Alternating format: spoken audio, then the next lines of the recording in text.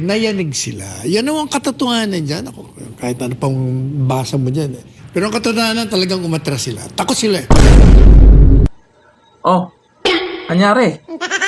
Ayon kay Atty. Panelo, ang katotohanan daw ay takot yung mga congressman at umatras daw sila. Sana. Ito, pakinggan po natin ang paliwanag po ni Atty. Panelo tungkol dyan sa nangyayaring impeachment complaint kay VP Sara, or posible kaya na ma-impeach si VP Sara o malabo na. Ito, panoorin natin. Many times over, I said that the goal is to destroy, siraan si Inday Sara.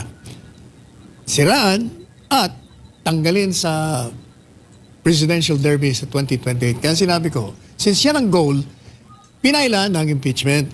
And by the mere filing of impeachment, sinira mo na yung tao. Sinisira mo na kasi inilalarawan mo siyang unfit eh. Yun lang, talagang masisira na. O kaya yung sinasabi ng abogado, matagal na ho natin sinasabi yan dito. Palagay ko nakikinig to sa atin. Tama, makinig kayo rito sa amin ni Hana. Dahil si Hana, marami rin itong sinasabing nauna siya. Talaga naman, yung challenge niya si Presidente Marcos Jr. Oh. Nauna pa sa akin to eh.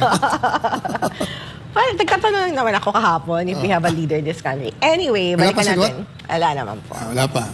It's the same thing dun sa na wala siyang sagot kung kailangan ng ano. Hindi, palagay ko sinasagot niya tayo sa kanyang mga campaign rallies eh. Oh, really? That's the way he answers questions and challenges. Pakinggan mo maigi, sinasagot tayo. Yung nga sinabi naman ni Representative Luis Ro na rock solid daw ang kanilang laban dito sa impeachment complaint laban kay VP Sara. Sabi din niya, walang unconstitutional, is that flawed or violative of the Constitution or violative of due process, Attorney Sal. I agree na rock solid yung final nila. From the time they filed it, natunaw na ho. Pero nag-umpisa sila sa rock solid. Ngayon, hindi na rock, it's liquid. Oo. Yun. Nalik. Well, isa rin sa punto, Attorney Sal, ang company VP, ang one-year ban dahil may nauna ng inihaing impeachment dito pero ang naipadala sa Senado ay yung fourth impeachment complaint. So, yung process is questionable. Do you see that, Attorney Sal? Yeah, diniscuss na rin natin yung kahapon, di ba? Kasi under the Constitution, merong prosedimento na pag naghain ka ng impeachment, i-refer ka agad sa Committee on Justice within 10 days. And then within 3 days from the referral to the committee naman, kailangan magbigay na sila ng recommendation sa plenary. And pag natanggap naman ng plenary, meron na rin silang they will, within so many session days, meron na sila. Ang problema nga ho, hindi ni-refer eh. Yan ang magandang question. Kasi nakalagay sa saligang batas, shall. Kumbaga, dapat na i-refer mo kagad sa Committee on Justice. Yun nung tatlo na inihain, naupo. Naupo ron. Ang na-file nila o na-transmit ay yung pang-apat na kombinasyon ng tatlo. Kasi ang nabasa ko noon kung bakit hindi nila ma-file. Kasi yung mga kongresista nung pinag-aaralan nila, yung tatlo, parang mahina. Kaya ginawa nila yung fourth complaint. Kumbaga, inayos nila. Kaya nung makita naman ng mga kongresista, okay na to, pirmahan na sila. Plus kasama siyempre yung konsiderasyon. Kaya, yun nga yun ang problema. Okay. Kaya kini-question ngayon, dalawa nagki-question. Yung grupo ng mga abogado sa Mindanao at yung grupo naman ni Inday Sara. Na hindi sumunod. Kaya yun ang magiging legal issue doon.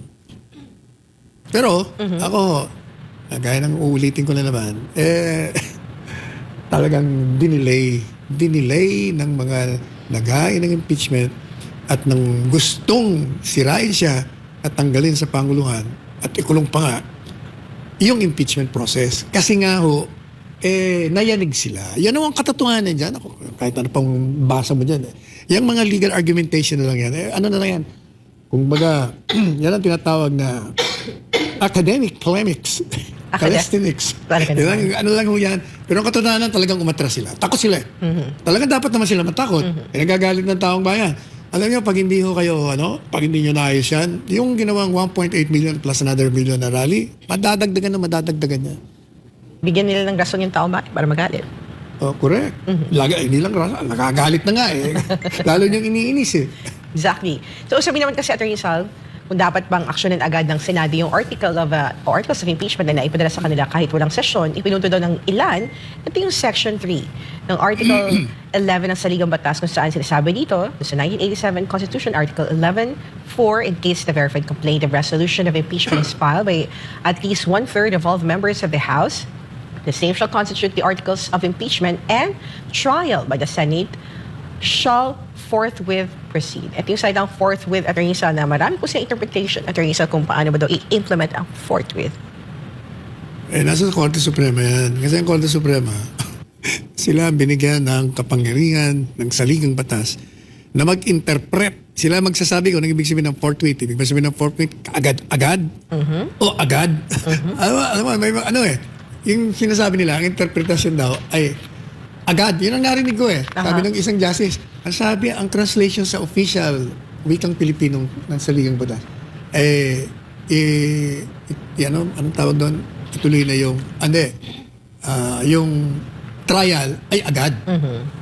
At sagot ko agad, habang naging, agad ba? Hindi pala kaagad-agad. O, di ba? Iba yung ibig sabihin ng kaagad-agad. Kaya ang Korte Suprema magsasabi sa atin, ano bang ibig sabihin? Kasi kailangan i-consider mo rin, yung mga kalakaran no, na bumalot doon sa pag-file. Kasi yung filing took them 3 months bago nila nabuo. At yun namang Senado, kaya nga, di ba, nirereklamo ng Senado, pambihira kayo 3 buwan kayong delay, tapos minamadali nyo kami. Siyempre, kailangan namin maganda rin. Kaya naghahanda na raw sila ngayon.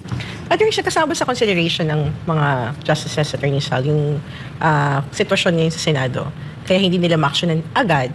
Kasi nga, 12 na lang natitira ng Senator. Kasi yung another 12 is patapos na. And some dun sa 12 ay tumatakbo.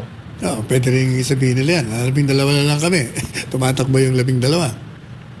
Pero may legal question doon Automatic ba na mag-file ng COC ang mga senador na hindi na sila senador? Hindi ako masyadong sure diyan.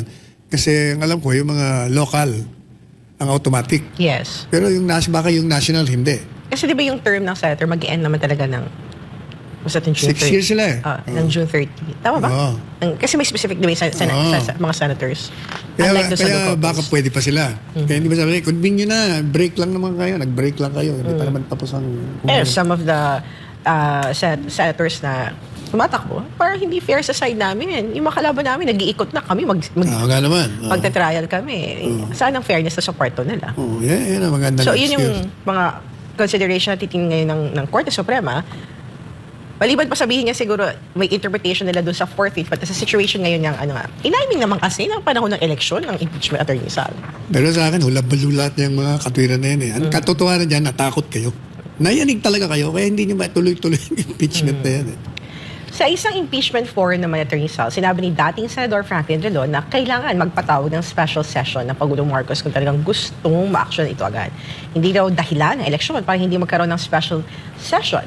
Pero ayon kay retired Supreme Court Associate Justice, hindi pasok ang impeachment complaint sa pagsasagawa ng special session dahil para lamang ito sa paggawa ng batas. Ano masasabi mo dito, Attorney Sal?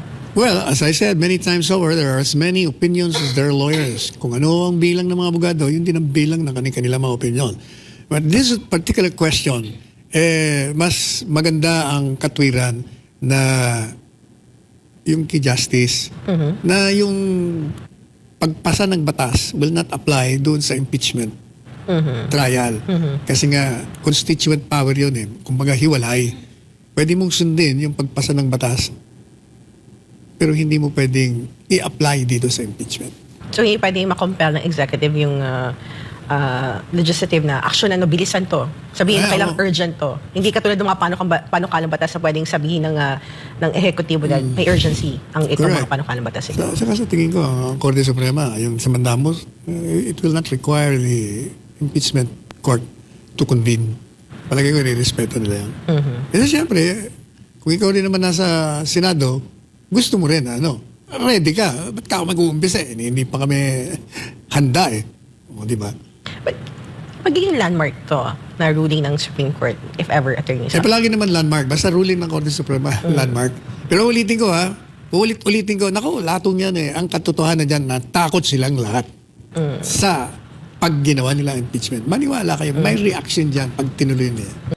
Yun nga ang nangyari. Kasi pansinin nyo, yung pagpapa-impeach kay VP Sara Duterte, nakaraang taon pa yan. Nakaraang taon pa yan na gusto nilang gawin dyan sa Kamara. Yung tatlo nga, ay mukhang ilang buwan nga talaga tumambay. Oo nga naman, may punto ito si Atty. Panelo. Ay mukhang natakot nga doon sa nangyaring rally ng Iglesia ni Cristo. Akalain mo, milyon-milyon. Na-delay, ay mukhang hindi umusad yung tatlo. Yung pang-apat, eto, minadali nila. Pero mukhang alam naman nila na hindi uusad to eh. Kasi maraming nilabag na nabatas. Bigla-bigla na lang na sumulpot yung pang-apat. Tapos biglang may pumirma. Tapos meron pala sa batas yung 1 year na dapat hindi umabot ng ganyan karaming impeachment complaint. Marami. Questionable pa. O sa tingin nyo, uusad yan? Dyan pa lang, kaya kung gusto talaga nila at may nakita silang mga ebidensya o mabigat na ebidensya dito kay Vice President Sara Duterte para ma-impeach, yung umpisa pa lang dapat na nagawa na yan, hindi yung hinintay pa muna na last day na nila bago nagpirmahan kaagad, mag-i-eleksyon na. Ang tagal na yan dyan sa Kamara. 'Di ba? Ano yung maging ebidensya nila? Kasi nung umpisa, ang laging sinasabi dahil doon sa confidential fund, mukhang malabo na yun ah. Kasi pag yun yung pag-uusapan kasi, confidential fund sa halagang 125 million, ang nag-approve nun, sino? Ay madadama yung nag-approve nun. Masisilipan sila doon. Tapos, may sagot na rin ang COA dyan. Tapos, confidential fund pa. Siyempre, may mga tao na dapat hindi kailangang ibunyag po sa public. Kasi nga, confidential nga, mapapahamak yung mga tao kung saan ginamit yan, kung sino yung mga source nila, o kagaya ngayon sa Pangulo, ayaw nilang imbestigahan yung confidential fund. Mas malaki. Yung 2025 budget, dapat yung unahin nyo, na kung saan ay trilyon yung pinag-usapan. Diba? Pagdating kay VP Sara, mababaw masyado yung dahilan. O tingnan nyo naman yung dahilan ni Sandro Marcos. 'Di ba? Ano yung dahilan niya nung in-interview siya? Tungkol dun sa banta sa magulang niya. Yun lang yung idadahilan.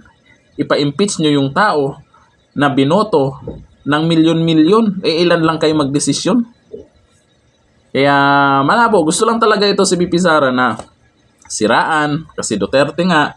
Siraan. Tapos pipigilan para makatakbong Pangulo sa 2028. Yun lang naman yun eh. Kung titingnan nyo naman kung may mabigat na dahilan.